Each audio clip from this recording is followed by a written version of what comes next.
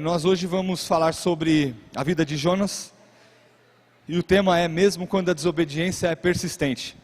Nós vamos fazer uma breve oração, para a gente começar. Querido Deus, nós queremos nos colocar em oração mais uma vez, agradecendo ao Senhor por este momento e pedindo ao Senhor que fale ao nosso coração, ó Deus, que o Senhor edifique os nossos corações, nos ensine, ó Deus querido, a andar nos teus caminhos e amar ao Senhor. Ó Deus, sabemos também que a tua graça nos alcança, mesmo quando a gente permanece em desobediência, o Senhor continua sendo gracioso, mas não nos deixa, Senhor, em desobediência. Nos chama a voltarmos os nossos corações a Ti, ó Deus. Pedimos a Ti que fale ao nosso coração ainda mais, ó Deus, em nome de Jesus Cristo. Usa a minha vida, trabalha nos corações, ó Deus, a começar no meu, em nome de Jesus, amém. Bom, nosso texto base aqui, irmãos, é Jonas no capítulo 4, do verso 1 ao 11, que nós vamos ler. Vamos percorrer aí o livro de Jonas, percorrer todo o livro de Jonas, mas a princípio o texto que vamos ler é do capítulo 4, verso 1 ao 11.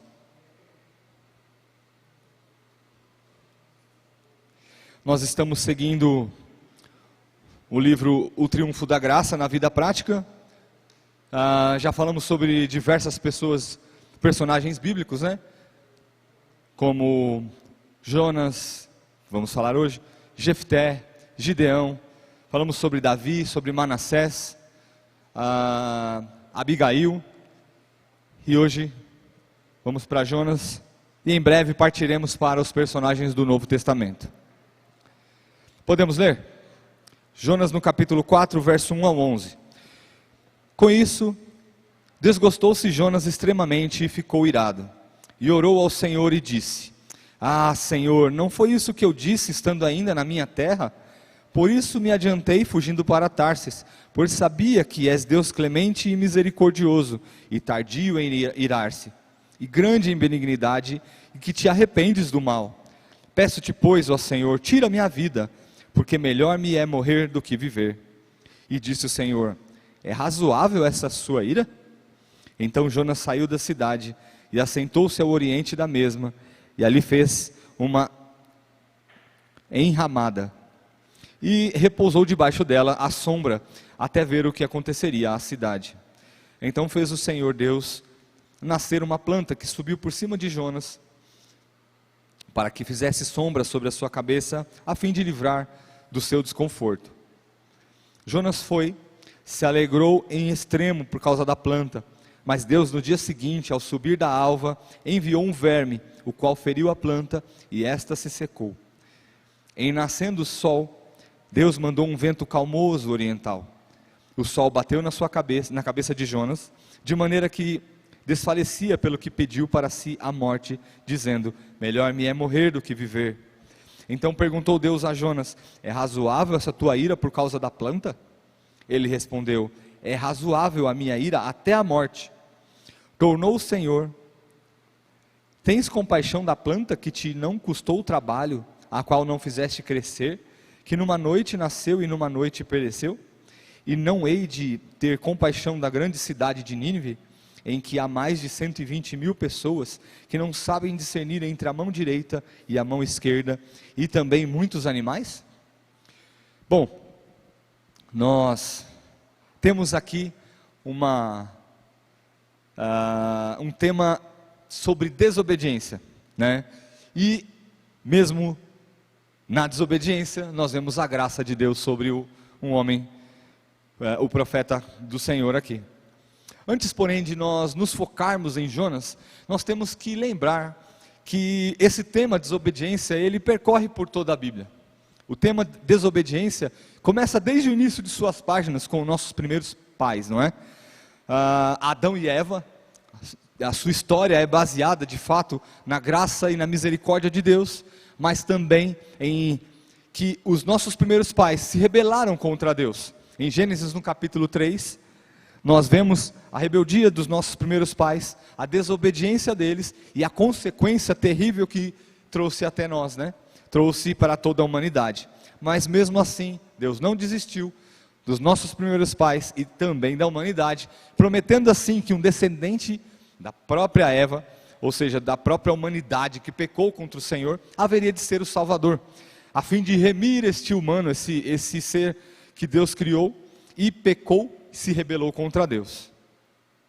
Ao longo da história nós vemos, por exemplo, na época de Noé, né, a Bíblia Sagrada nos diz que o coração do homem era continuamente mau, né, e os seus pensamentos eram terríveis. Mesmo assim, Deus teve misericórdia de uma família, Noé, não é? E sua família, né? Noé e os seus filhos, sua esposa e as esposas de seus filhos, e providenciou uma arca para que eles fossem salvos. Após Noé nós vemos Abraão, que dentre muitas coisas, né, da vida de Abraão, nós vamos nos lembrar aqui de sua mentira lá no Egito, com medo do faraó. Ele acaba mentindo que sua esposa não era de fato sua esposa, era irmã, e assim Deus acaba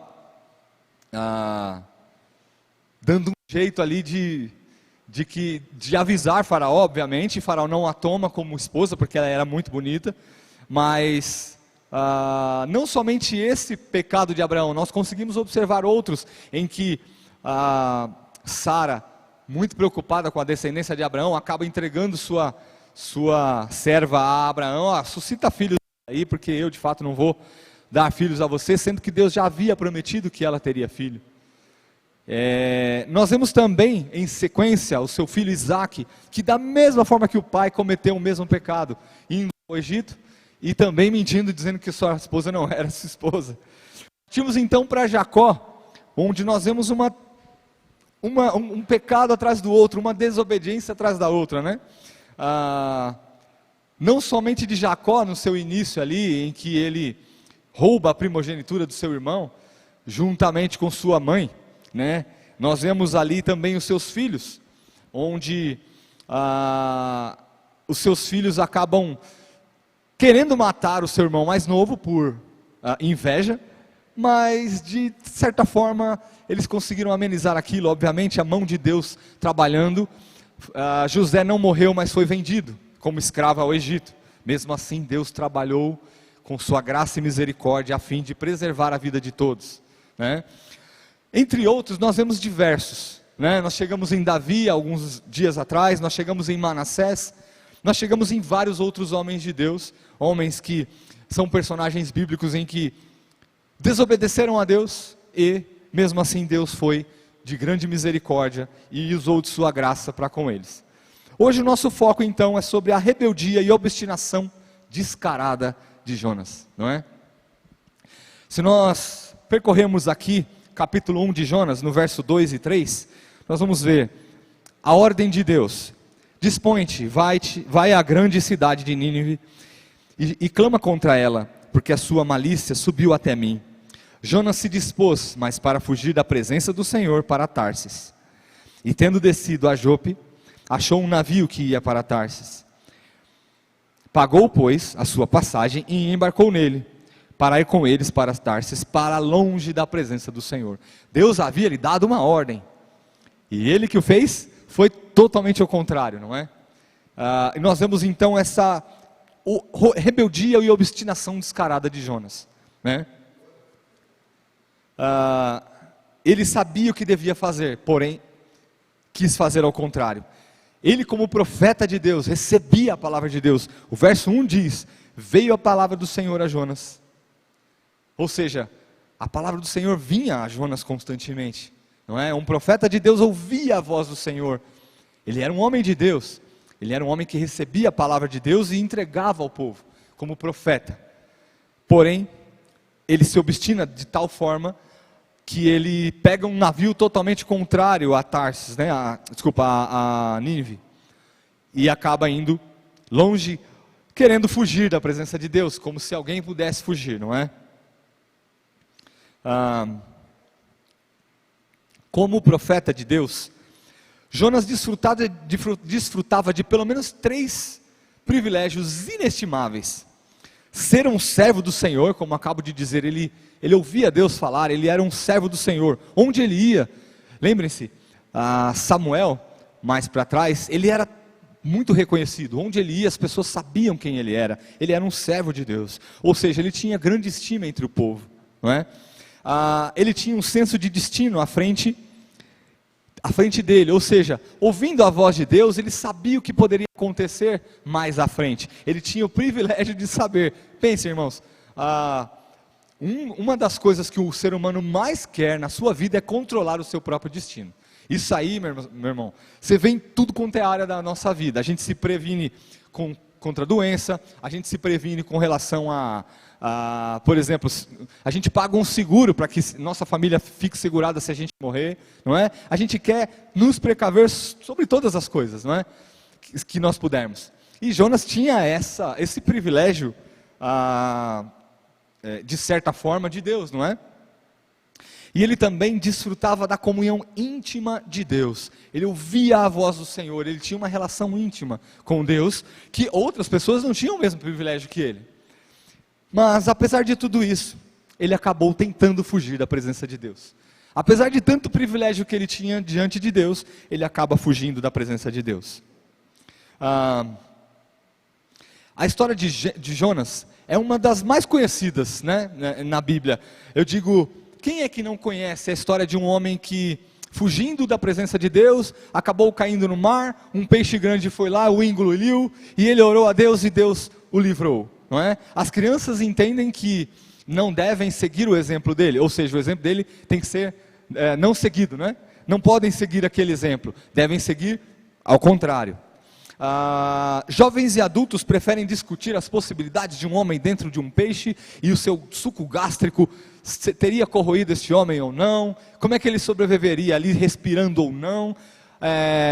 Alguém com certeza vai pensar o que aconteceu dessa forma. E se esse peixe era tão grande, como que ele passou pela goela? Ele não foi mastigado ou coisa assim, não é? Mas não é o nosso foco hoje. Mesmo porque a Bíblia não nos dá detalhes com relação a isso, né? Os teólogos podem até pensar, ou alguns filósofos podem pensar, bom, esse texto se refere a quê? É um texto de alegoria ou é um texto que é fato verídico? Ou seja, ele é histórico de fato ou ele é uma alegoria que a gente pode usar, olha, assim como Jonas foi engolido pela baleia, nós podemos viver numa caverna, vamos dizer assim, emocional, em que Deus possa nos libertar a fim de que possamos viver uma vida melhor, algo nesse sentido. Mas nós percebemos, pela história de Cristo, em que ele dá o exemplo de Jonas como seu próprio exemplo. Nós vamos ver aqui o versículo que fala sobre isso, porém, em Mateus. Porém, nós percebemos que Jesus diz, assim como o profeta Jonas, né, esteve 3 dias dentro do ventre do peixe, assim o Filho do Homem terá essa mesma condição, ou seja, Jesus ficou morto por 3 dias, né? Ao 3º dia ele ressuscita, ok? Bom, então nós temos aí nós temos de cara 3 lições práticas para nós no livro aqui. O livro revela que a desobediência a Deus sempre tem consequências caras para o desobediente, e não somente a ele, também aqueles que estão ao seu redor. Observem aí no capítulo 1, versos 5 e 6. Então os marinheiros, cheios de medo, clamavam cada um ao seu Deus, e lançavam ao mar a carga que estava no navio, para o aliviarem do peso dela. Jonas, porém, havia descido ao porão, e se deitado, e dormia profundamente. Chegou-se a ele o mestre do navio, e lhe disse, que se passa contigo? Agarrado no sono? Levanta-te, invoque o teu Deus, talvez assim, esse Deus se lembre de nós, para que não pereçamos. Ou seja, houve uma tempestade, porque Jonas estava ali, naquele navio, naquele dia, dentro do porão. Deus enviou aquela tempestade. Somente Jonas sentiu aquele problema? Óbvio que não. Jonas nem estava vendo, ele estava dormindo, não é? Profundamente, diz a Bíblia. Jonas dormia profundamente, ele não viu a tempestade. Enquanto os homens estavam jogando as cargas, perdendo as cargas ao mar, e nunca mais viriam isso, estavam temendo, olha só. Então os marinheiros, cheios de medo, porque a tempestade era grande. Pensa, irmãos, marinheiros já tem uma vivência no mar, sabe que o mar é dessas, tem dessas coisas, não é? O mar tem tempestade, o mar tem altas ondas, mas eles estavam cheios de medo, ou seja, aquela tempestade, aquele momento, era um momento que não se igualava a outro provavelmente. né? Ou se igualasse, eles deviam ter visto uma tragédia muito grande no passado, porque eles estavam cheios de medo, não é? E aqui para nós, essa primeira lição prática é que não somente Jonas sofreu essa consequência, mas aqueles que estavam ao redor dele sofreram.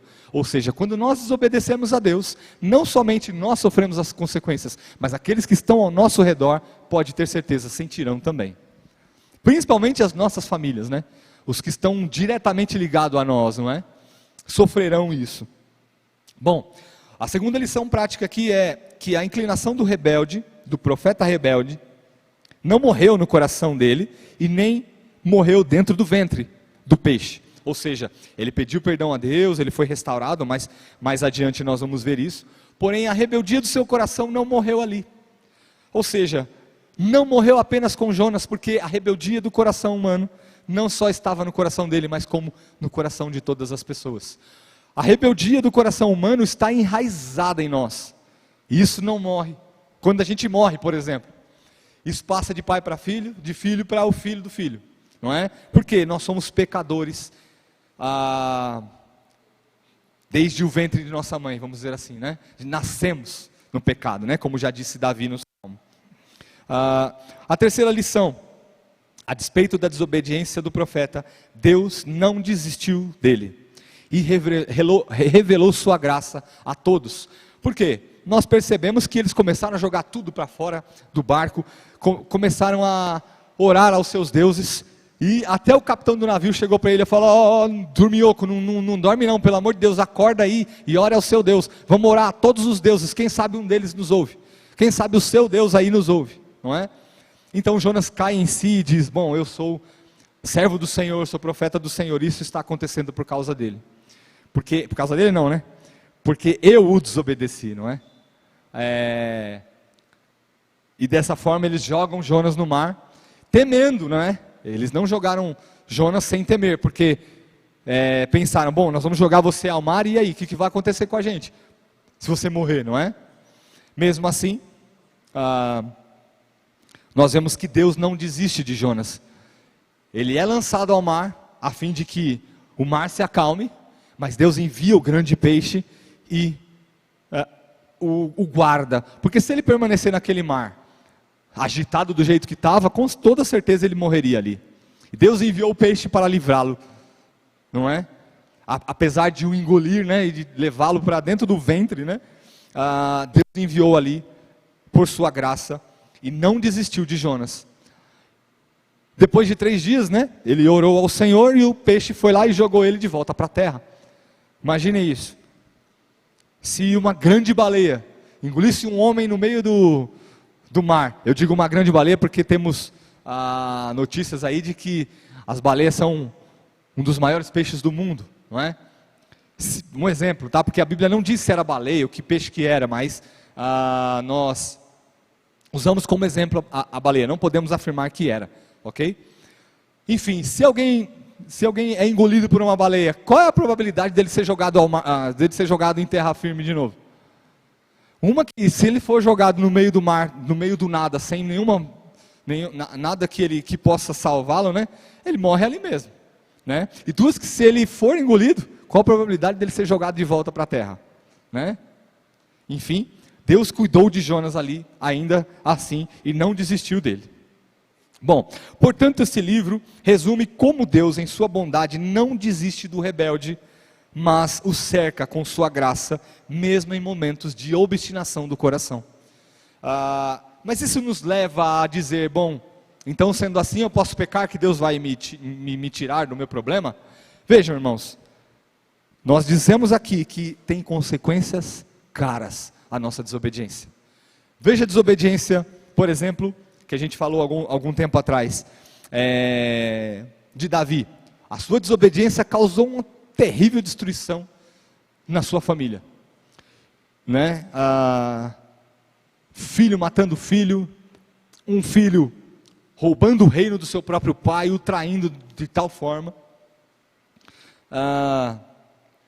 Depois, esse filho toma as mulheres de Davi que ficaram lá, não é? Este mesmo filho levanta um exército para lutar contra o seu próprio pai. Enfim, uma destruição sem fim, não é? Uma de suas filhas é violentada por um dos seus filhos, anteriormente a Absalão. Enfim, uma destruição terrível. Deus foi misericordioso com Davi? Com toda certeza foi. Mas veja a destruição. Lembra que a gente disse agora, tem consequências caras à nossa desobediência.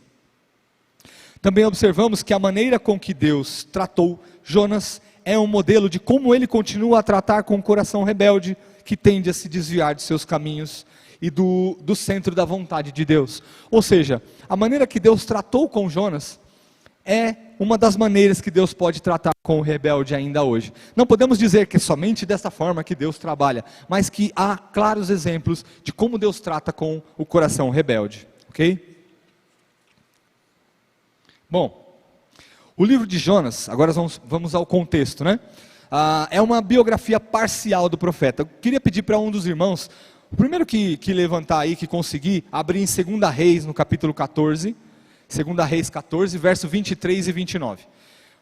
Porque o livro de Jonas não é exclusivo, ou seja, não é uma biografia exclusiva de Jonas, ou seja, tem partes da Bíblia que falam de Jonas. No Novo Testamento nós temos Jesus citando, e no Antigo Testamento nós vemos 2 Reis aqui também citando Jonas, né? Ou seja, o livro de Jonas é uma biografia parcial de Jonas, não conta toda a história dele, mas apenas um evento, ok? 2 Reis no capítulo 14, verso 23 e 29, quem que achou? Levanta a mão para mim aqui e lê para a gente, por favor. Ninguém? Lê para a gente, por favor.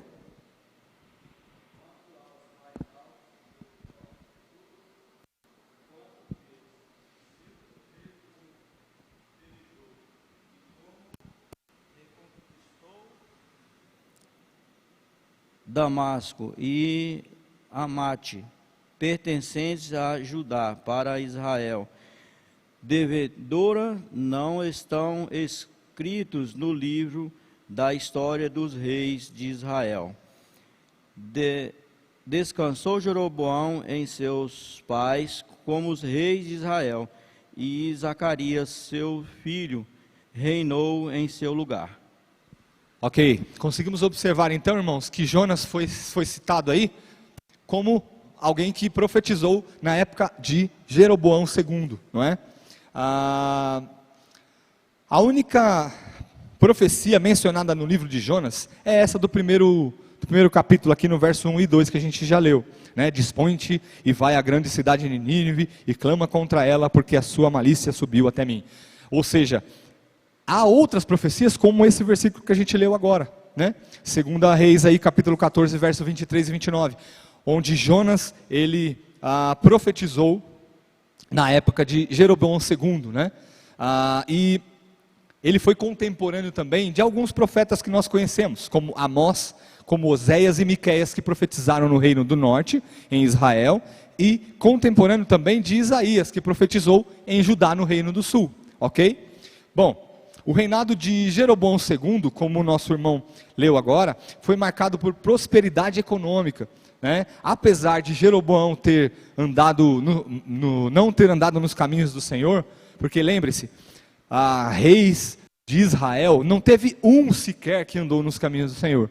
No reino de Judá, Deus assim conservou o coração de alguns reis que permaneceram firmes, servindo ao Senhor, e outros não, mas os reis de Israel, nenhum andaram nos caminhos do Senhor. Mas com sua bondade e graça, Deus assim ainda concedeu a Jeroboão II prosperidade econômica, e boa política ali, né? E conquistas militares, não é?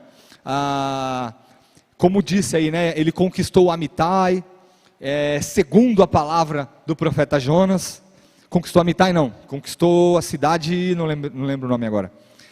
Enfim, Deus teve misericórdia do povo e deu prosperidade ao povo de Israel naquela época, né? Inclusive, Jeroboão II tomou uma cidade que era de Judá para Israel dos próprios sírios, né? Dos próprios assírios ali, aliás. Enfim, então era um contexto de um reinado próspero, não era um reinado ruim, não é? Nós também vemos aí que esses dois capítulos de 2 Reis e o próprio livro de Jonas, revelam que Jonas era filho de Amitai e era nascido em Gat-Efer. Deixa eu abrir aqui, para citar diretamente, fica mais fácil. 2 Reis.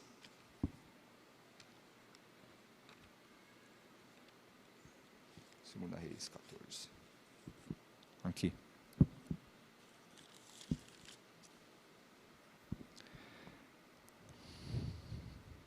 Aqui no verso 23, no 15º ano de Amazias, filho de Joás, rei de Judá, começou a reinar em Samaria Jeroboão, filho de Joás, rei de Israel, e reinou 41 anos. Fez o que era mal perante o Senhor, jamais se apartou de nenhum dos pecados de Jeroboão, filho de Nebate, que fez pecar a Israel.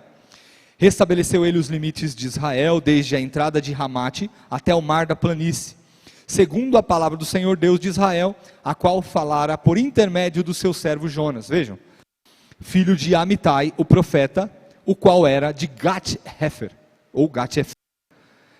E aí nós vemos então, partindo para Jonas, vemos aqui no primeiro capítulo, primeiro versículo do livro, veio a palavra do Senhor a Jonas, filho de Amitai. Ok? Então nós percebemos que é o mesmo profeta aí, e que profetizou inclusive na época de Jeroboão II, que Deus restabeleceria os limites de Israel, desde a entrada de Ramate até o mar da planície, segundo a palavra do Senhor de Israel, o qual falara por intermédio do profeta Jonas. Vejam, ele profetizou na época de Jeroboão II. Esse é o contexto que a gente está vendo aqui, é o filho de Amitai, é o mesmo profeta Jonas, ok? E ele inclusive, aí vou partir para Mateus, aí quem pode abrir Mateus para nós?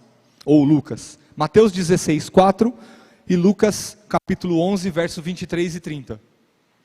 Ele é o único profeta menor citado por nome por Jesus. Nenhum outro profeta é citado por nome. Ele é citado apenas a profecia que proferiu, né? Mas Jesus, ele cita Jonas como um profeta e cita o seu próprio nome, ok? Mateus capítulo 16, verso 4. Quem que achou? Uma geração perversa e adúltera pede um sinal miraculoso, mas nenhum sinal lhe será dado, a não ser o sinal de Jonas. Então Jesus os deixou e retirou-se. Olha aí, Jesus cita nominalmente o profeta Jonas, falando sobre o sinal de Jonas, e que a esta geração não seria dado nenhum outro a não ser o mesmo sinal, ok? Lucas capítulo 11, verso 29 e 30, quem que achou para nós? Alguém encontrou? Não?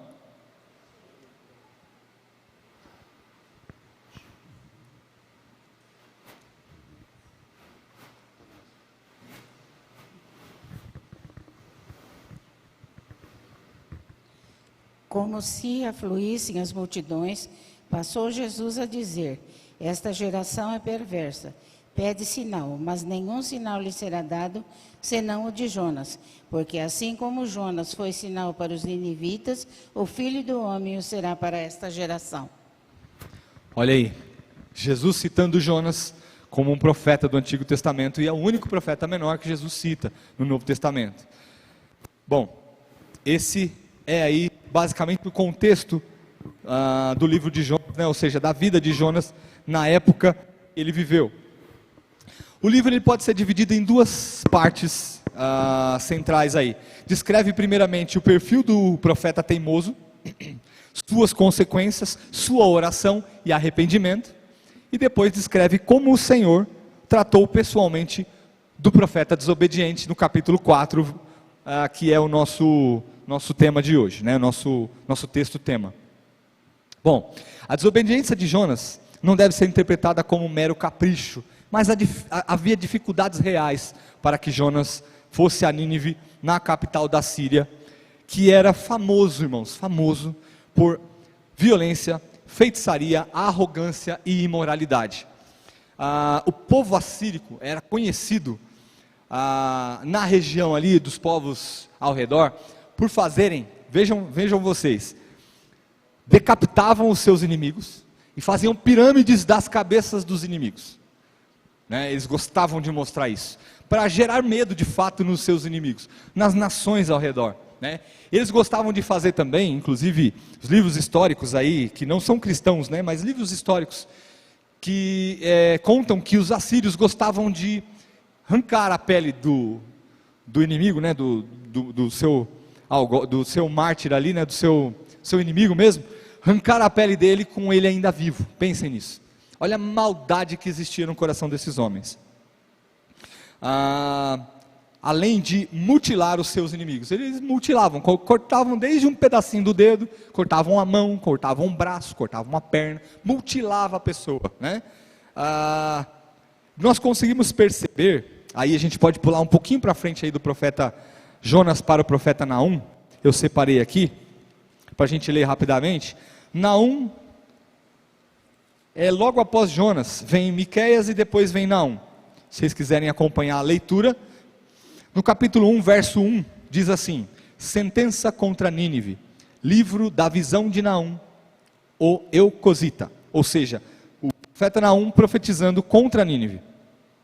Pulando para o verso 11, ele diz aqui: de ti, Nínive, saiu um que maquina o mal contra o Senhor, um conselheiro vil. Veja, pulando para o capítulo 2, no verso 3, diz: os escudos dos seus heróis são vermelhos, os homens valentes vestem escarlata, cintila o aço dos carros no dia do seu aparelhamento, e vibram as lanças. Ou seja, os seus escudos, eles são banhados a sangue, não é? Vejam, essa descrição dos escudos vermelhos, são cor de sangue derramado pelos inimigos. Pulando para o capítulo 3, bem brevemente, nós vemos que a cidade era uma cidade sanguinária. Vejam, capítulo 3, verso 1, ai da cidade sanguinária, toda cheia de mentiras e de roubo, e que não solta a sua presa, não é? Vejam, cidade sanguinária, ou seja, a maldade era demais naquela cidade. Eles eram conhecidos desta forma, e o profeta Naum profetiza contra eles por conta disso. Pula aí para o verso 4, tudo isso por causa da grande prostituição da bela e encantadora meretriz, da mestra de feitiçarias, que vendia os povos com a sua prostituição e as gentes com as suas feitiçarias. Percebem como era Nínive, que o profeta descreve?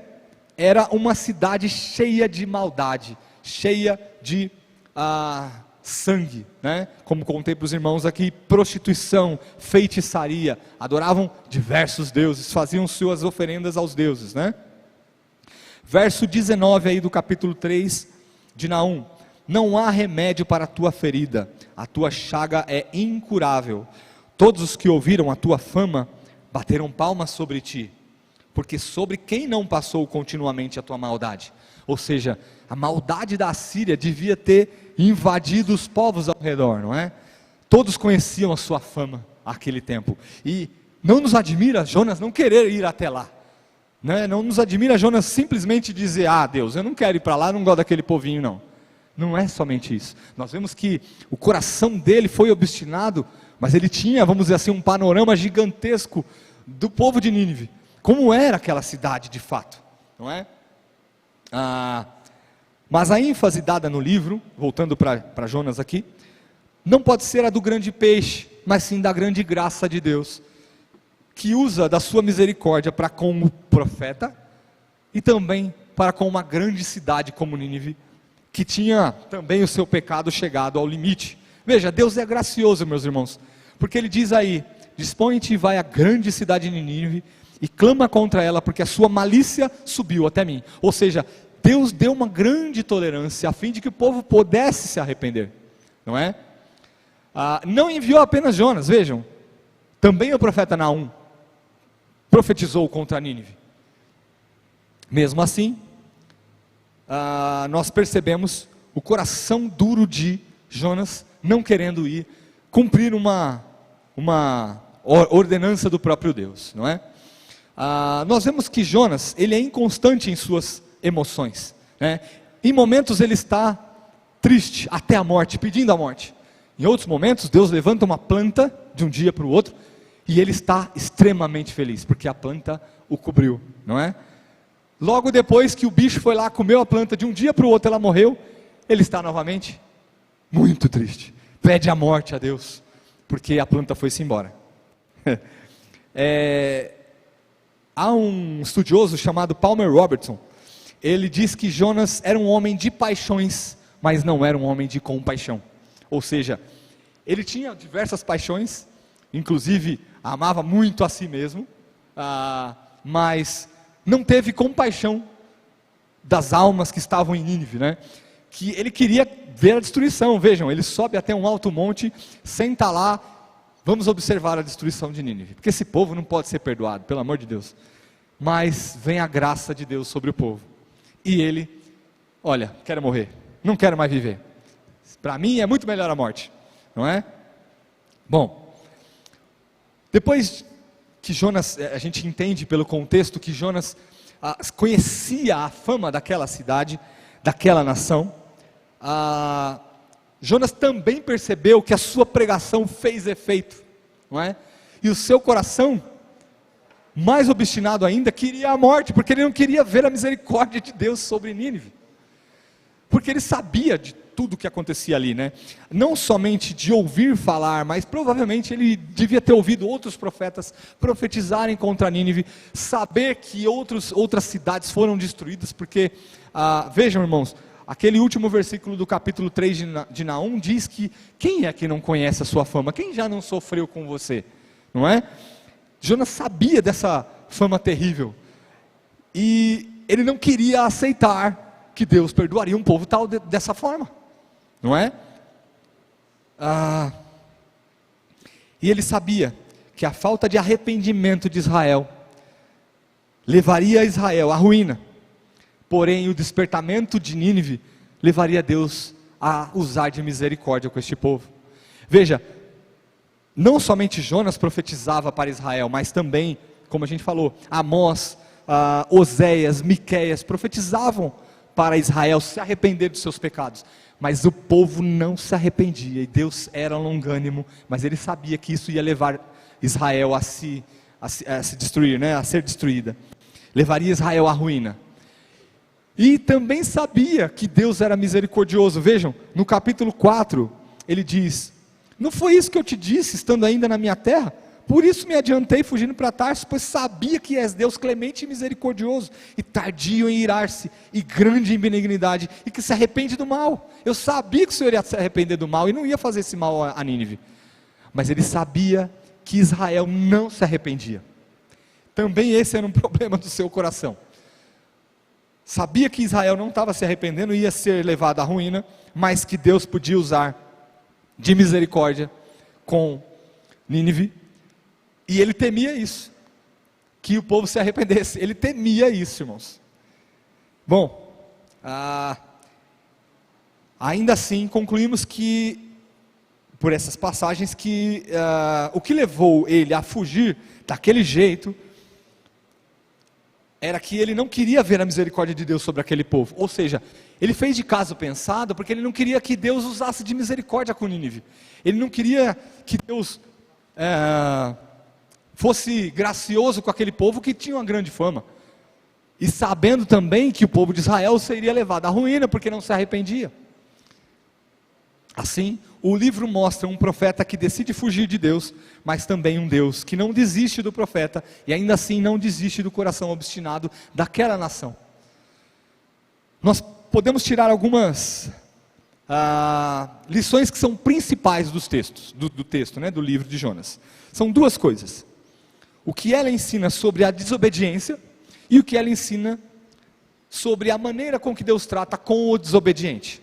Nós já falamos um pouco aqui, mas vamos aprofundar um pouco mais. Primeiro, a desobediência. Vamos falar sobre a desobediência. O que ela ensina, né? O que esses textos ensinam sobre a desobediência? Que o caminho da desobediência não oferece descanso para a alma dos que andam por ele. Ou seja, Jonas está sempre correndo. Deus deu uma ordem: Jonas, corre para Tarsis. Há uma tempestade, Deus fala: olha, pode me lançar no mar aí, porque é por minha causa que esse mal tem vindo sobre vocês, né? Então, ele é lançado ao mar, e o peixe o engole, e Deus então e Jonas então corre para Deus pedindo misericórdia para que Deus o perdoe, né? Depois disso, Jonas vai até Nínive, cumpre a vontade de Deus, né? Faz aquilo que Deus de fato o tinha mandado, e ele corre de novo, uma viagem que era de 4 dias, diz o texto. E ele corre rapidamente e prega o evangelho, e prega lá o que Deus mandou pregar, rapidamente, isso a cavalo em um dia só. Ele fala, ó, se alguém ouviu, ouviu, se não ouviu, o problema é deles, não é? Está sempre correndo, irmãos. Depois, parece que ele está com uma contínua agitação, mas sem descanso. Vejam, ele percebe que tem uma tarefa a ser feita, mas ele não quer fazer, cai na água, o peixe o engole, ele pede misericórdia a Deus, Deus o acude, ele vai até Nínive, faz a pregação, vai lá, quer ver a destruição da nação, porém, Deus não destrói, Deus é misericordioso, levanta uma planta a fim de que pudesse privá-lo daquele calor imenso que devia ter aquele momento. No dia seguinte a planta morre, e aquele sol bate na sua testa, e ele, eu quero morrer, não é? O seu coração está inconstante, devido à sua desobediência, não há descanso. Vejam, Agostinho diz uma coisa muito preciosa em suas confissões. Ele diz, tu nos criaste para ti, e o nosso coração não encontrará descanso enquanto não descansar em ti. Esse filósofo, homem de Deus, diz essa frase que é bem conhecida e é maravilhosa. Nosso coração não encontra descanso enquanto não descansar em Deus. Se continuarmos na desobediência, não encontraremos descanso nela, a não ser que o nosso coração encontre descanso em Deus. Pode falar, meu irmão. A gente tem que ver e trazer para a nossa vida que por muitas vezes a gente age assim na obra do Senhor, ou mesmo no nosso cotidiano, de querer nos livrar daquela tarefa que está à nossa frente, fazer de qualquer jeito, aplacar a nossa consciência. A gente faz só para dizer, ó, eu fiz. Quando Jonas vai e prega em um dia, de forma ruim, de qualquer jeito, sem dedicação, sem nada, só para dizer que falou, ele na verdade buscava condenação para o povo, e a gente às vezes é assim, com várias tarefas, né? A gente quer se livrar para que ninguém cobre, né? Para que ninguém cobre que eu faça alguma coisa, eu vou lá e faço de qualquer jeito e falo, ó, já fiz, né? Nós que a maioria aqui tem filhos, sabe muito bem o que é isso, né? Você manda um filho fazer uma coisa, ele faz mal e porcamente, mas ele fala para você, eu já fiz. Exato. Então, às vezes, a gente também na obra do Senhor quer se livrar de uma cobrança, quer aplacar a consciência e faz mal e porcamente a obra do Senhor, né? Na nossa própria vida, na leitura da palavra de Deus, na oração, né? Isso a gente faz conosco e faz para com os outros também. Se eu não gosto do meu vizinho, male eu falo bom dia para ele, pregar o evangelho então, né? Nem pensar, né? Esse cara virar irmão, né? Me lembra Ananias, né? Quando Deus fala para Ananias, vai lá e tem um cidadão chamado Saulo lá, que ele precisa que você chegue lá e ore por ele, né? Aí Ananias se esquece que Deus sabe todas as coisas, tenta lembrar para Deus quem é Saulo, né? Esse que perseguiu, esse que matou. Não, mas importa que ele saiba o quanto é importante, ele vai aprender o quanto é importante sofrer pelo meu nome. Então a gente tem que buscar todos esses ensinamentos que a gente tem tido, de trazer para nossas vidas como eu vou usar esse ensinamento que eu estou aprendendo, para eu melhorar, né? Quais são as coisas que eu tenho feito que se encaixam exatamente nisso que Jonas fez? Quais são as pessoas para quem eu não quero falar do Evangelho? Quais são as pessoas que eu acho que não têm salvação? E olhar no espelho e falar, onde foi que eu me tornei tão arrogante para achar que alguém é pior do que eu? Tá? É isso aí. Exatamente. É como a gente viu que... A gente vai ver, aliás. Não vou adiantar, não. Vou dar spoiler. Então, Jonas estava sempre correndo, porque o caminho da desobediência não oferece descanso à alma humana. Ele só tem descanso quando encontra descanso em Deus. Vamos lá. Segunda coisa aí da desobediência. Segundo aspecto. O desobediente não encontra satisfação nas intervenções de Deus. Vejam. Ele devia ter se regozijado em Deus, por Deus ter ouvido a sua oração, mesmo depois de sua desobediência, ele está dentro de um grande peixe. Mesmo assim, Deus o livrou dentro do próprio grande peixe e ouviu a sua oração. Imagine que um grande peixe não pode viver muitas vezes vamos dizer assim, nas águas rasas, né? Ele tem que viver numa água mais profunda, porque senão ele encalha, vamos dizer assim, né? Vejam, ele estava num lugar em que ninguém poderia achá-lo, mas Deus o ouviu lá dentro, daquele lugar escuro, fedido muitas vezes, molhado, com frio, com sono, com fome, 3 dias dentro de uma barriga de um peixe. Pensem,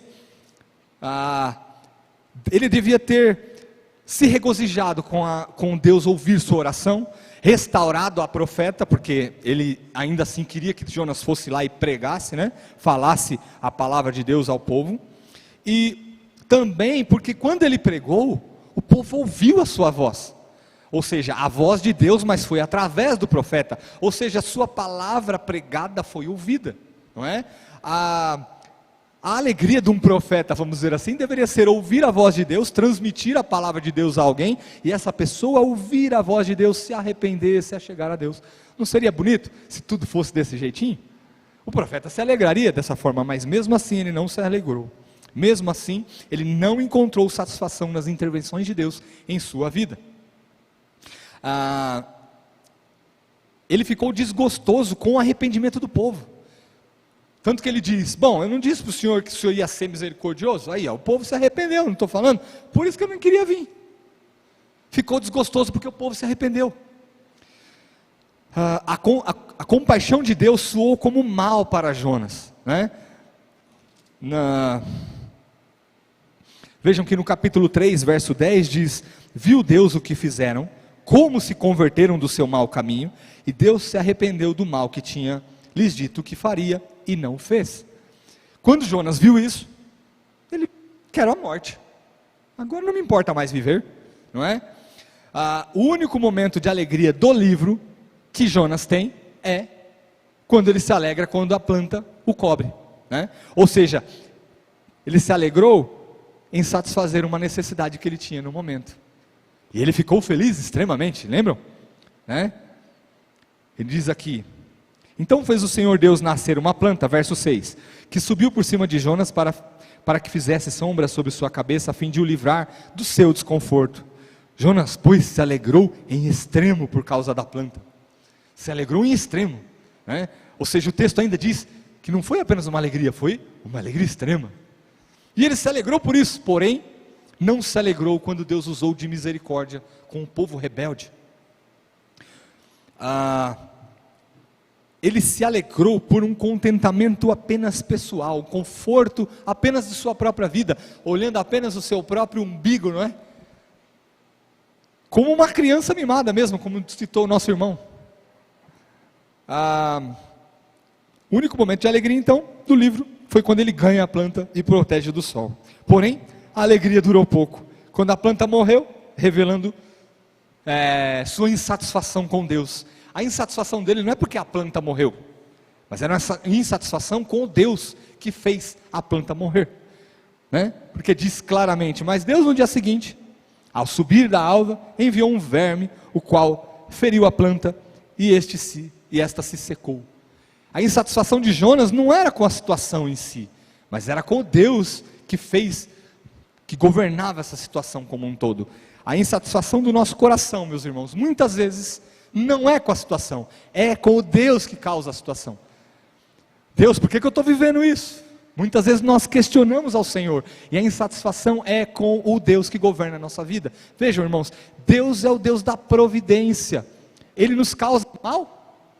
Obviamente que não, não é? Todas as coisas cooperam para o quê? Para o nosso bem. Então, se passamos um momento de dificuldade, de extrema dificuldade, saibamos que Deus é quem governa a nossa vida. Saibamos que Deus é aquele que, mesmo na adversidade, mesmo na dificuldade que nós enxergamos aparentemente, Deus está trabalhando de alguma forma, a fim de nos edificar, de nos levantar e nos fazer parecer com quem? Com Jesus. Ok? Não é isso que diz o texto bíblico? de que o seu propósito é de nos levarmos a chegar à estatura do seu Filho Jesus? Não é isso que diz o texto? É essa a vontade de Deus para nós, para que nos cheguemos à estatura de Cristo. Ou seja, nós sejamos edificados a este ponto. Por isso passamos por esses momentos, meus irmãos. Mas não porque Deus quer o nosso mal, mas Deus quer o nosso bem. Todas as coisas cooperam para o bem daqueles que amam a Deus, ok? Ele quer que nós nos pareçamos mais com Cristo, nos colocamos mais à dependência de Deus. Com toda certeza. Deus disciplina a todos quanto ama, a todos quanto Ele recebe por filho, não é? Ele vai disciplinar, irmãos, e se somos de Deus, seremos disciplinados por Deus, não é? E Jonas foi disciplinado.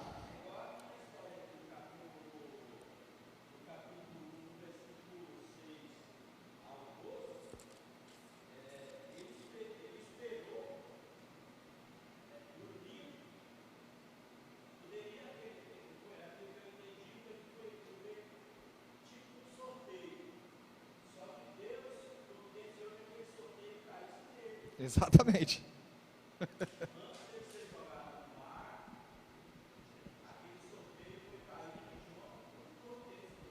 Exatamente.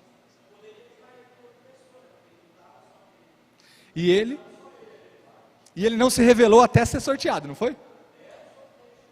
Ele não se revelou até ser sorteado e dizer, ó, é você. Manifesta-se aí, tio. Não é? De igual modo, o desobediente não encontra satisfação nas intervenções de Deus, porque as vontades se tornam incompatíveis e querem privilegiar, e logicamente o desobediente quer privilegiar a sua vontade. Quando nós estamos desobedientes, irmãos, nós estamos com um conflito de vontades aí, né? É a nossa vontade contra a vontade de quem? Do soberano Deus, daquele que governa todas as coisas. E ao termos essa incompatibilidade, nós queremos privilegiar qual vontade aqui? Obviamente a gente quer privilegiar a nossa. Por isso que o nosso coração tem que se submeter à vontade de Deus. E coisa difícil é fazer isso, né? Por isso a gente passa por alguns momentos, não é?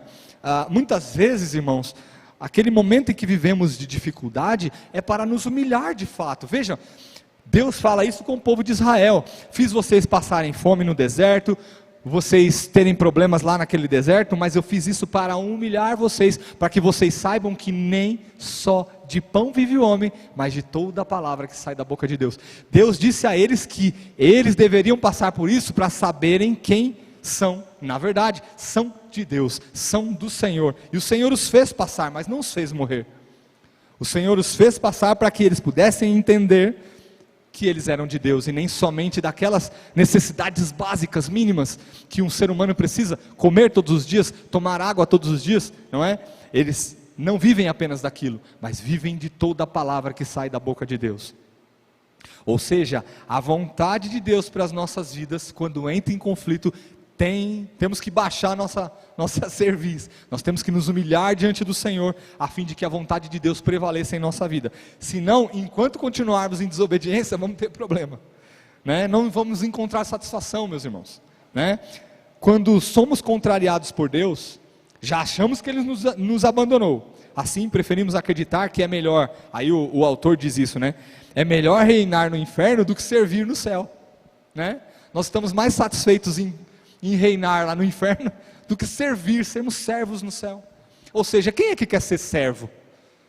Não é? Um servo, quando nós falamos de servo, nós pensamos, um servo ele tem que servir, é um serviçal, é um humilhado. Porém, um servo de Deus, ele não é um homem humilhado. Ele deve se humilhar porque Deus é o Senhor soberano, mas Deus cuida dele como filho, não é? Se baixarmos a nossa cerviz e sermos fiéis ao Senhor em obediência, somos tratados não mais como servos, como disse Jesus, né? Somos tratados como amigos, somos tratados como filhos de Deus, como somos de fato. Bom, C. A desobediência só oferece alegria provisória. Observamos que Jonas teve uma alegria provisória. Ou seja, num momento ele tem alegria, no outro ele já pede a morte novamente, porque a sua alegria é passageira. Cresceu a planta, ele se alegrou. A planta morreu, desgosto novamente, não é? No Salmo 1,4 e 73,19 diz que os ímpios são como a palha que o vento espalha, e que são subitamente tomados de terror.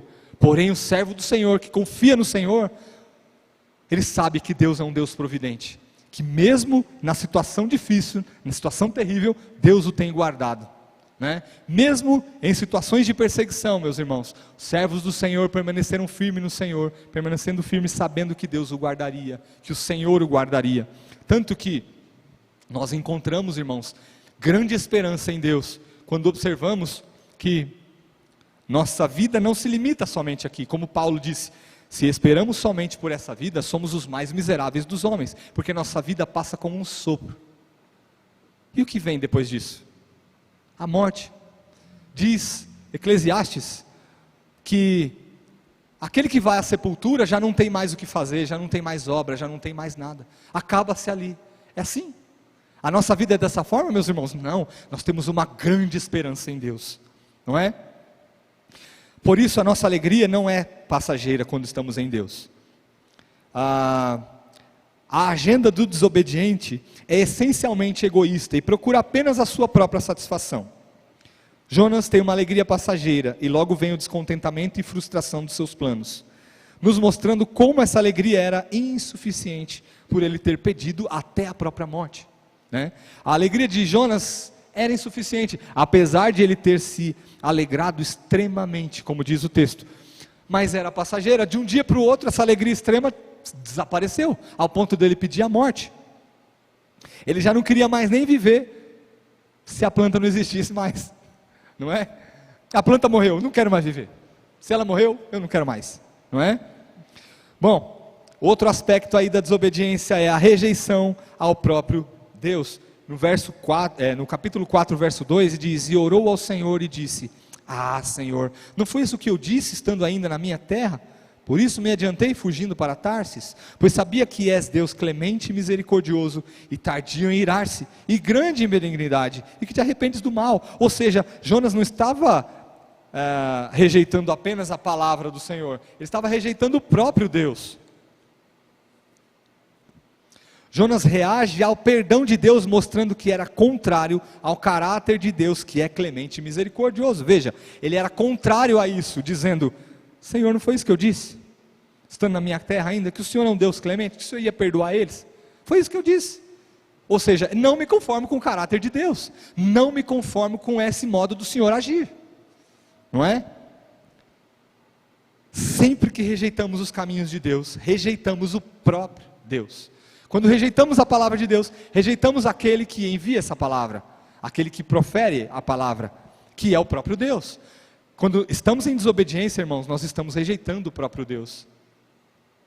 Jonas estabeleceu a si mesmo como juiz supremo, e sua justificativa como absoluta nessa questão.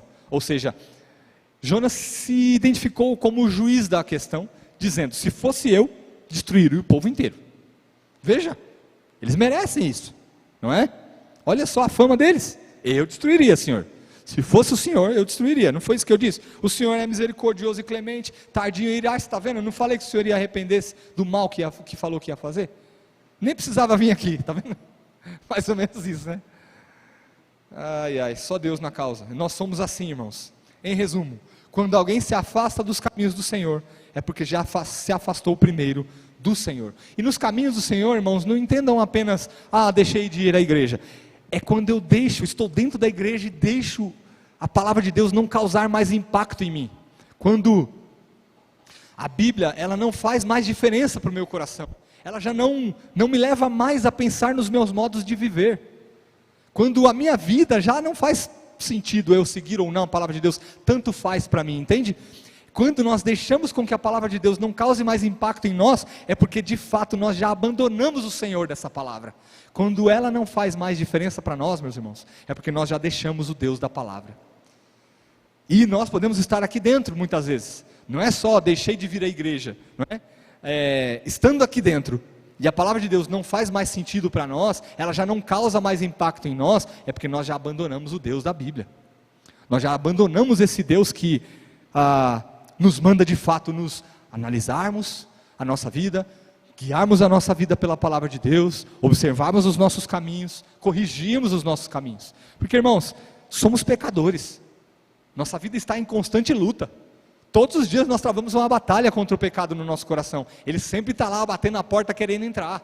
Sendo grande o pecado ou sendo pequeno, ele está lá batendo no nosso coração, querendo espaço em nossa vida. Porém, quando já não a palavra de Deus causa mais esse impacto, causa mais essa reflexão em nós, quando o pecado já não nos incomoda mais, é porque nós já estamos abandonando o Deus da Bíblia.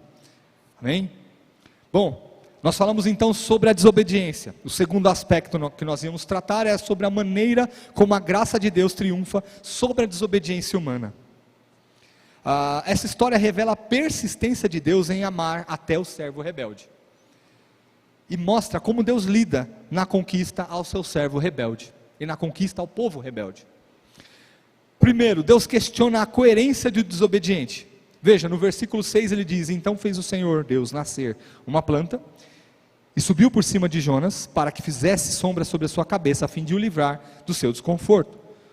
Jonas se alegrou extremamente por causa da planta.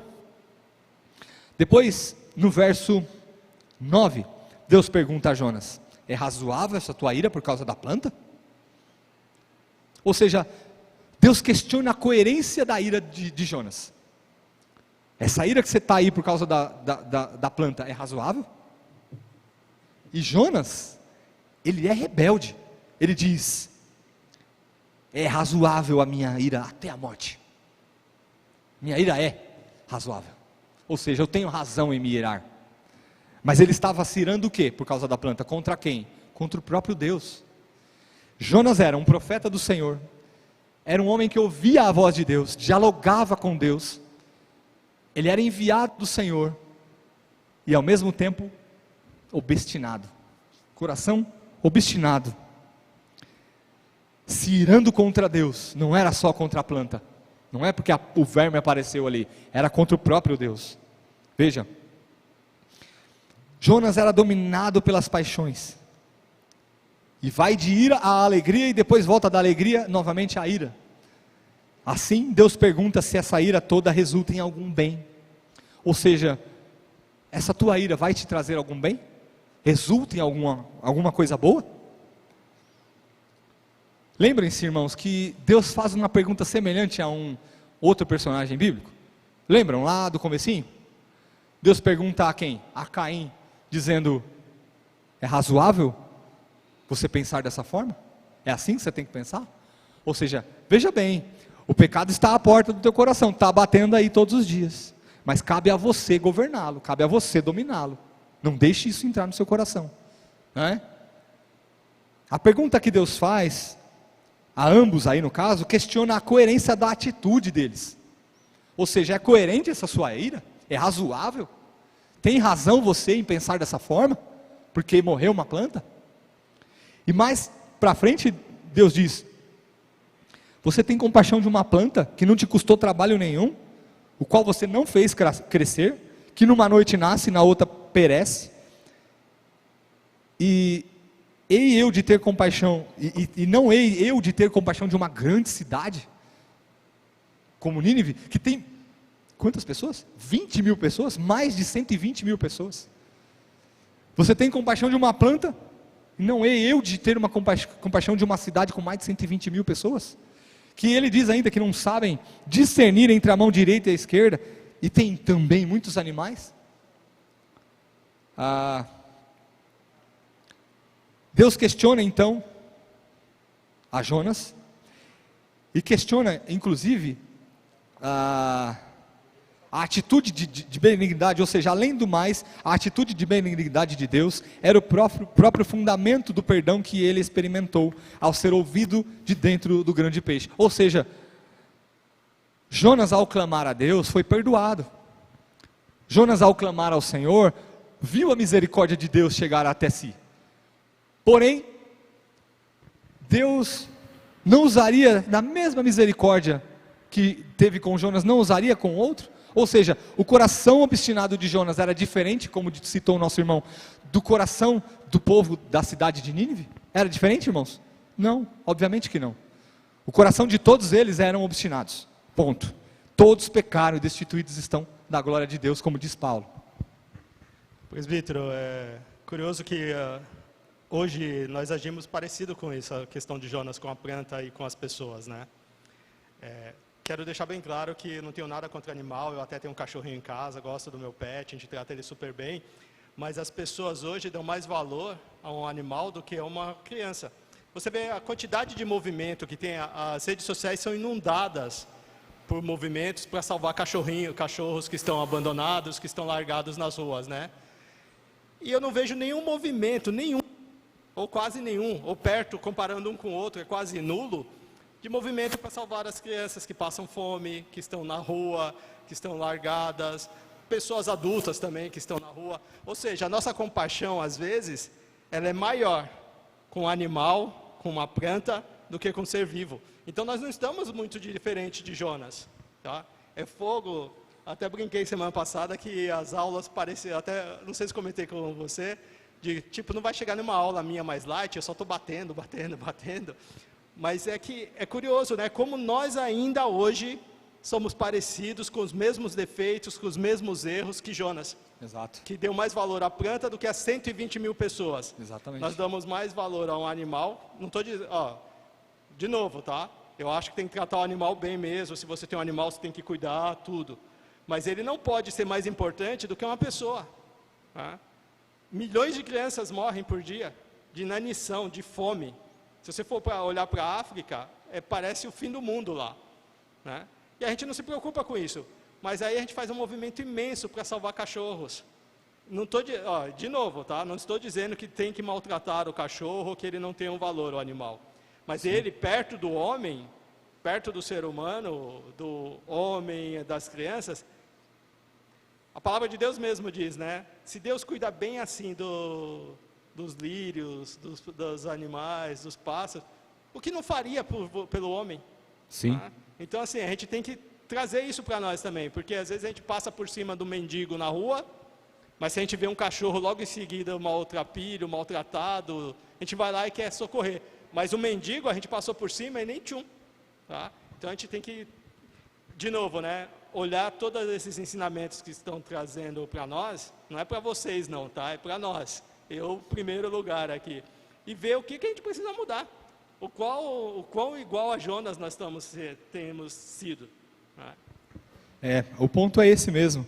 Nós temos, hoje em dia, infelizmente, né, casais que não querem ter filhos, né, e acabam adotando um pet e tudo mais. Nós devemos, irmãos, sim, cuidar da natureza, porque é um presente de Deus a nós, né? Mas dá muito menos trabalho cuidar da natureza do que cuidar dos nossos filhos, né?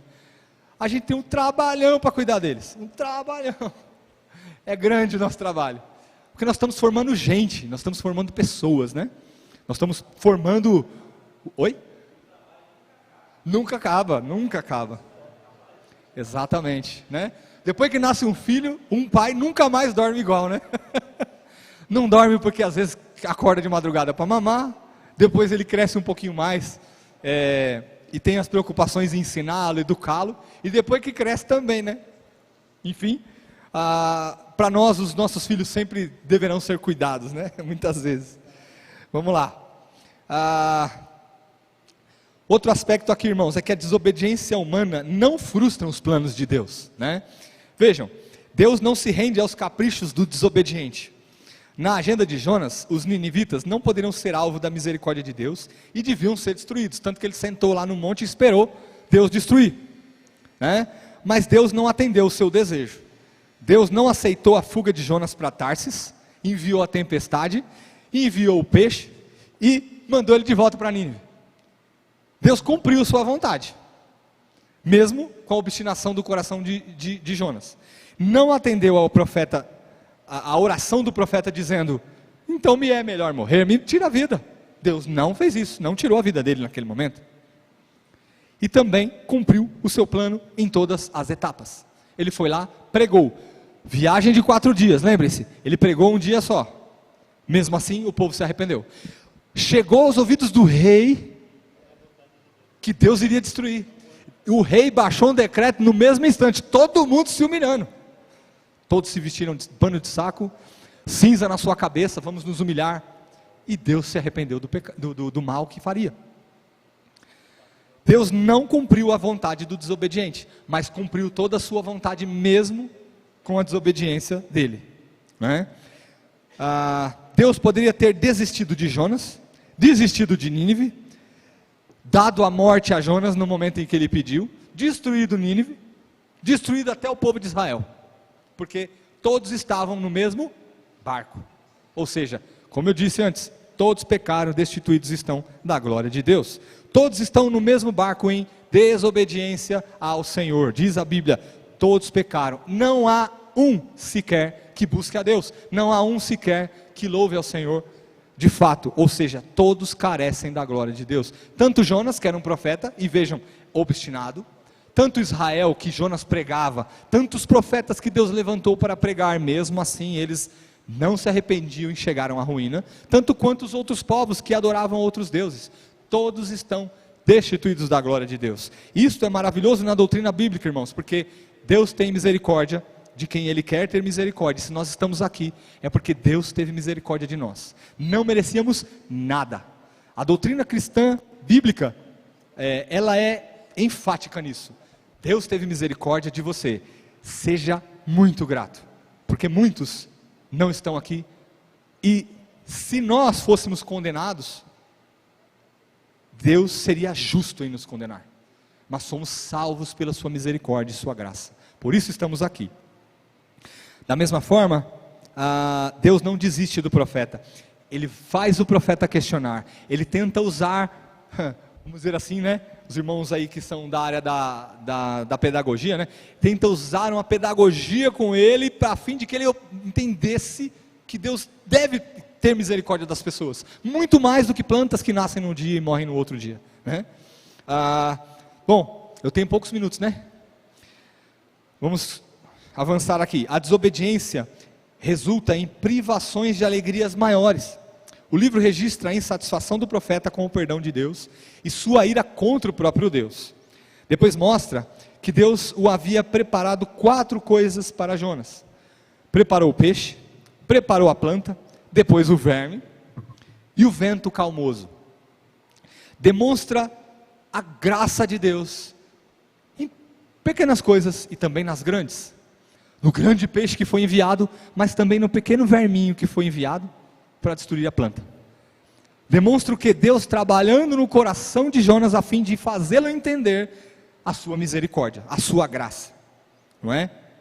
A alegria de Jonas se limitou ao conforto que uma planta lhe trouxe, e era uma alegria extrema, lembrem-se, e nem se deu conta que seu exemplo prefiguraria a morte e ressurreição do tão aguardado Messias. Obviamente, irmãos, ele não saberia que Jesus ia citá-lo lá na frente, mas que sua vida era governada por Deus, era tratada por Deus, tinha um cuidado por Deus, né? Era cuidada por Deus, né? Assim como Jonas, a vida do desobediente, quando nós estamos em desobediência, nos priva de alegrias maiores que a gente poderia experimentar. Não damos conta do cuidado e a persistência que Deus tem conosco. Vamos olhar nossa vida desde o comecinho lá, somos todos adultos aqui, como Deus tratou conosco até o dia de hoje. Mesmo quando somos obstinados, desobedientes, Deus tem misericórdia de nós, nos carrega pela mão, nos traz novamente a desfrutarmos de sua grande graça e alegria, não é? Deus tem piedade de nós, mesmo estando nós obstinados, mesmo com o nosso coração ruim, Deus persiste conosco, Ele não desiste de nós, por isso estamos aqui, meus irmãos. Deus não desistiu de Jonas, mesmo quando ele era obstinado. Irmãos, pensem uma coisa, se nós pudéssemos ter esta comunhão com Deus que tinha Jonas, pensa nesse grande privilégio, nós usaríamos esse tempo para questionarmos a Deus, para nos irarmos contra Deus?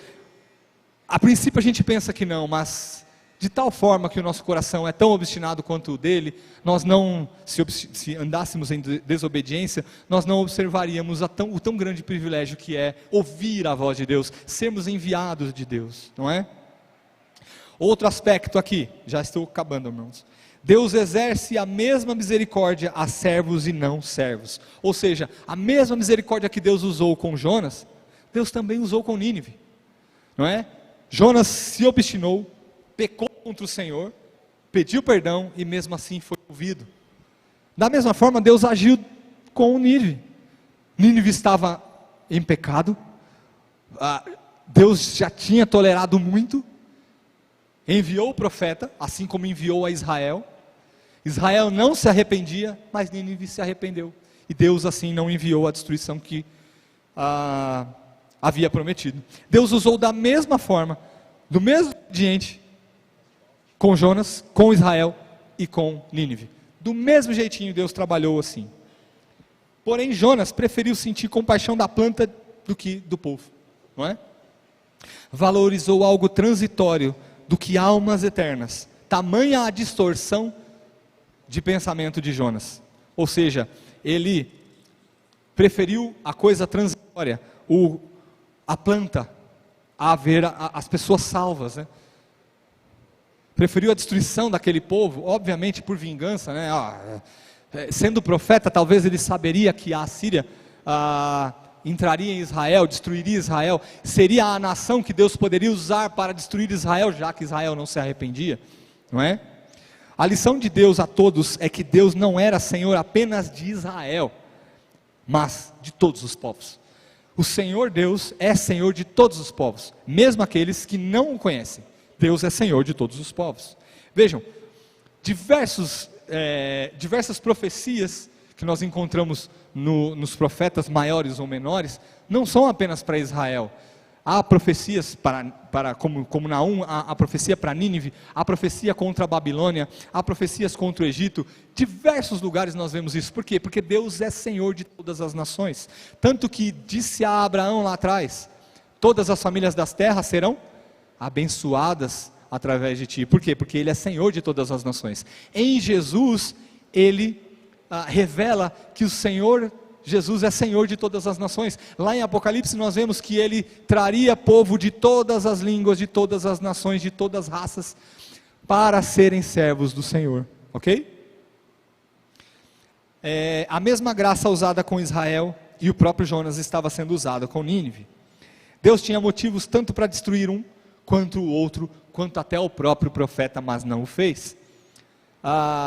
Na perspectiva de Deus, nós vemos aqui que vidas precedem a plantas, e salvação em maior alegria do que destruição. Ou seja, há maior alegria em o povo se arrepender e Deus não trazer a destruição ao povo, do que a destruição propriamente dita, porque Deus poderia destruir todos eles. Seria justo se fizesse isso, mas Deus usou de misericórdia, e há maior alegria onde há maior misericórdia, não é? Porém, apesar de tudo isso, o profeta ainda grita com Deus, que sua ira era razoável. Vejam, minha ira é razoável sim, no verso 9, é razoável a minha ira até a morte. Esbraveja com Deus, assim como crianças esbravejam com seus pais quando acham que são autossuficientes, não é? O final do capítulo, ele é enigmático, pois é uma história deixada sem fim e sem desfecho. Veja, Deus termina com uma pergunta. O livro termina com uma pergunta sem ter resposta. Verso 11: e não hei de eu ter compaixão da grande cidade de Nínive, em que há mais de 120 mil pessoas que não sabem discernir entre a mão direita e a mão esquerda, e também muitos animais? Ponto. Acaba aqui com um ponto de interrogação. Não tem resposta. Jonas fica calado.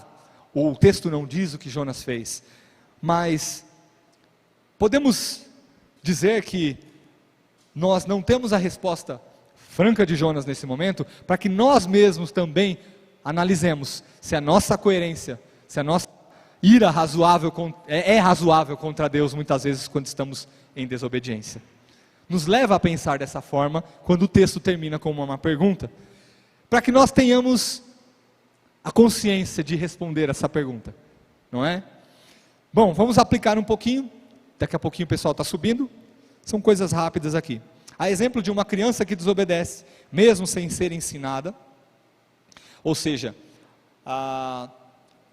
muitas vezes falamos com os nossos filhos e ele não precisa ser ensinado à desobediência. Quando você diz para ele, ó, não mexe aqui, não faça assim, o coração dele já está obstinado em desobedecer. Você não precisa ensinar isso para a criança, ela vai lá e desobedece, não é?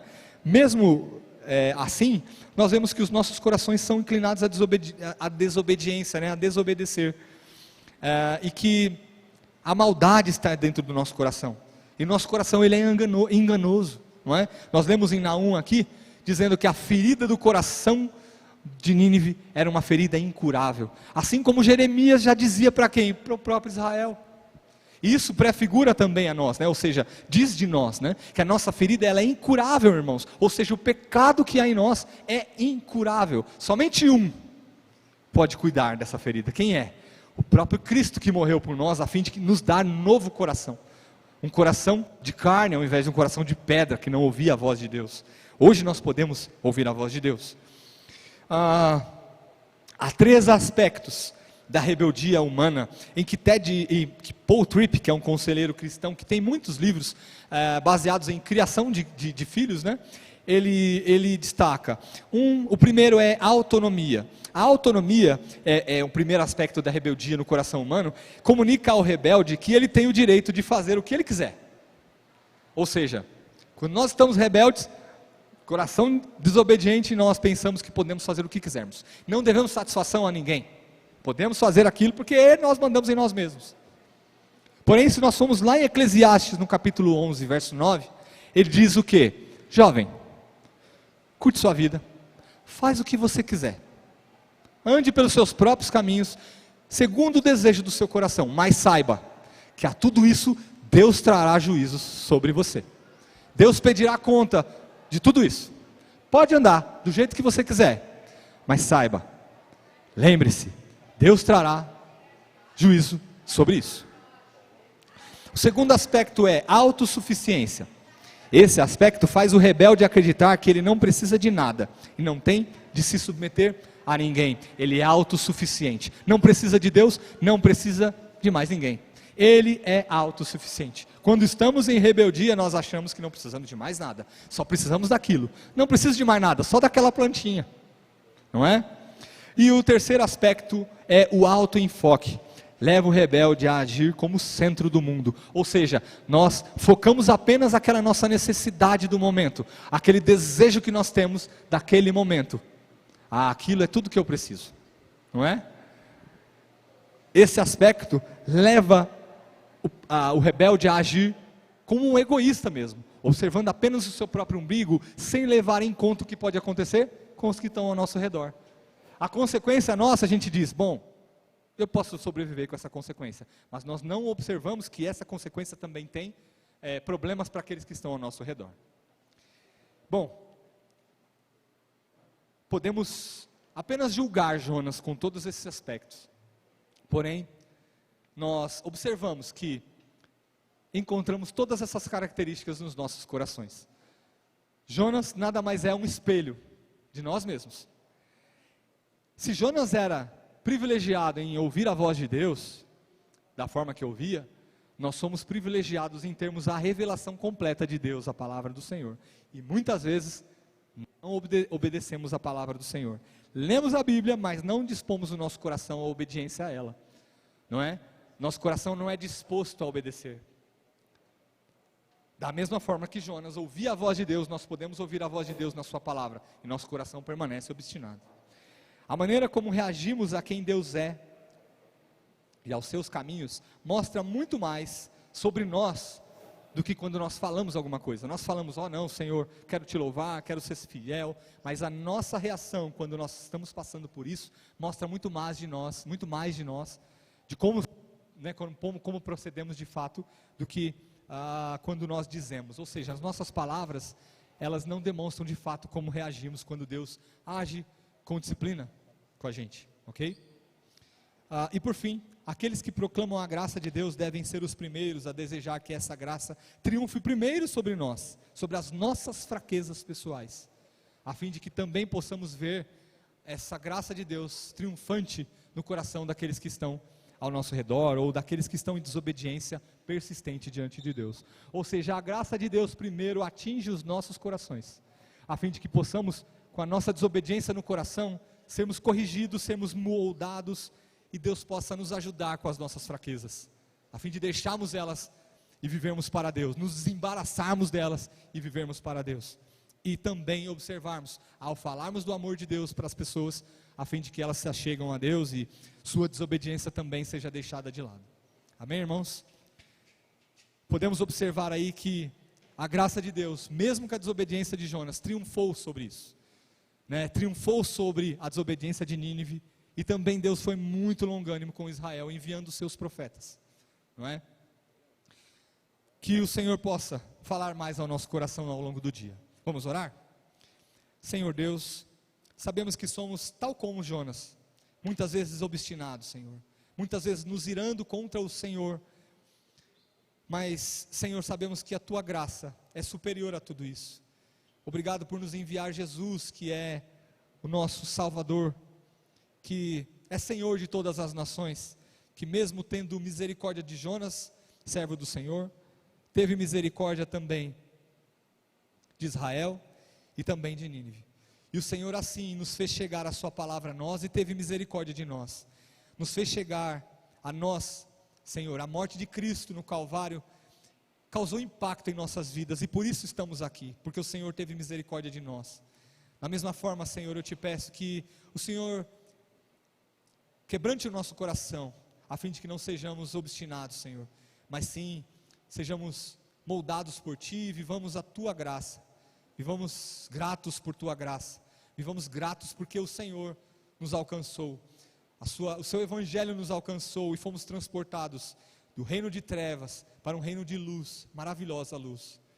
Louvamos o Teu nome por isso, Senhor. Continua falando ao nosso coração ao longo do dia, continua nos abençoando com Tua graça e misericórdia. Em nome de Jesus, amém, Senhor.